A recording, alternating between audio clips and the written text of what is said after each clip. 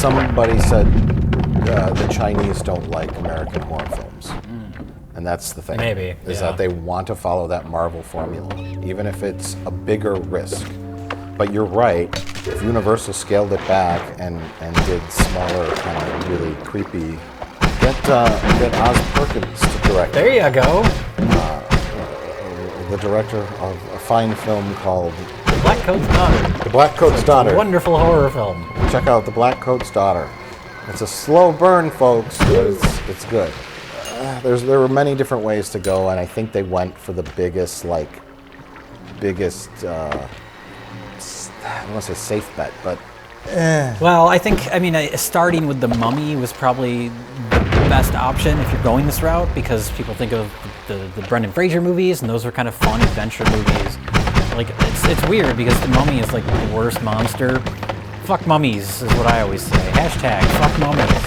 well, Dracula and Frankenstein are a little burned out at this point. They just did Victor Frankenstein, and then Dracula Untold. I was going to say Dracula 3000.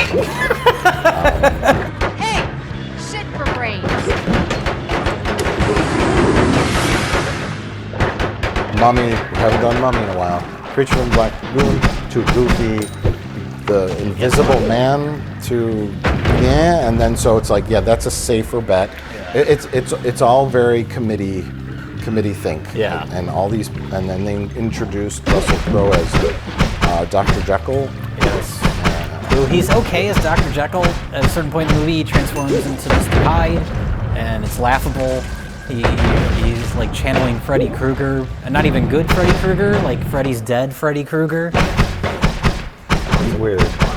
and Dr. Jekyll is the guy in charge of, he's the Sam Jackson.